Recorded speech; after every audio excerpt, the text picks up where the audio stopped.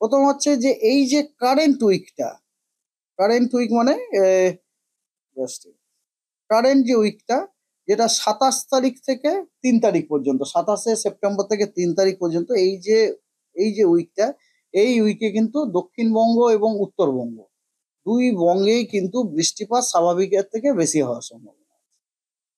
হ্যাঁ, অ্যাকচুয়ালি আমাদের এখন তো বুঝতেই পারছেন মনসুন ওদিকে উইথড্র করে দিতে শুরু করেছে, নর্থ ইস্ট মনসুনও ধীরে ধীরে ধীরে শুরু হবে আর কি। এই সময় আর এক ধরনের ওয়েদার সিস্টেম হয়, এগুলোকে আমরা বলি ইস্টার্লি ওয়েভ বলি। এই ইস্টার্লি ওয়েভগুলো সাধারণত ইকুয়েটারের কাছাকাছি হয়, কিন্তু এই ইস্টার্লি ওয়েভগুলো অনেক সময় অনেক নর্থ পর্যন্ত যায়। এবারে এই ইস্টার্লি ওয়েভগুলোর একটা অদ্ভুত আপনার ক্যারেক্টারিস্টিক আছে, আপনি দেখাচ্ছি।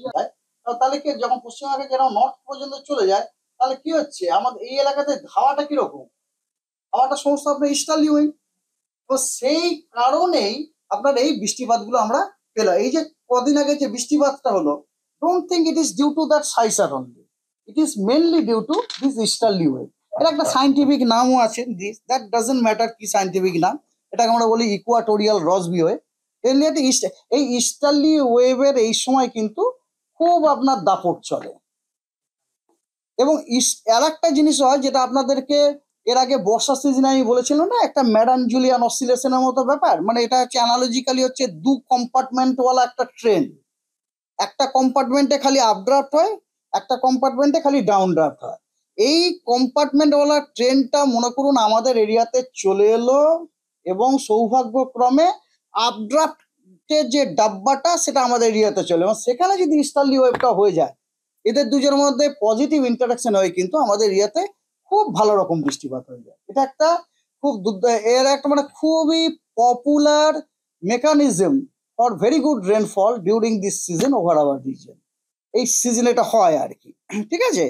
তো তো ওরা যে ফোরকাস্টটা আছে, যেটা বলছিলাম, যে এই সপ্তাহটাতে মানে 3 তারিখ পর্যন্ত যে সপ্তাহ, তাতে কিন্তু দক্ষিণবঙ্গ এবং উত্তরবঙ্গ দুই বঙ্গেতেই কিন্তু বৃষ্টিপাত আপনার স্বাভাবিকের থেকে বেশি হওয়ার সম্ভাবনা। এবং 4 তারিখ থেকে 10 তারিখ পর্যন্ত যে উইক, ওই উইকও কিন্তু দুই বঙ্গে বৃষ্টিপাত স্বাভাবিকের থেকে বেশি হওয়ার সম্ভাবনা।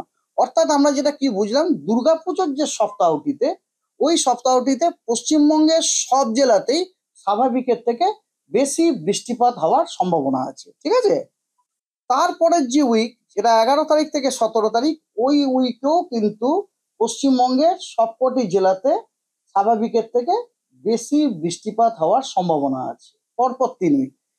তারপরের যে উইকটি, অর্থাৎ 18 তারিখ থেকে, হ্যাঁ এটা পুজো টুজো পেরিয়ে গেছে তখন, 18 থেকে 24 তারিখ পর্যন্ত যে উইক, ওই সপ্তাহতে পশ্চিমবঙ্গের সবকটা জেলাতেই বৃষ্টিপাত স্বাভাবিকের থেকে কম হওয়ার সম্ভাবনা আছে।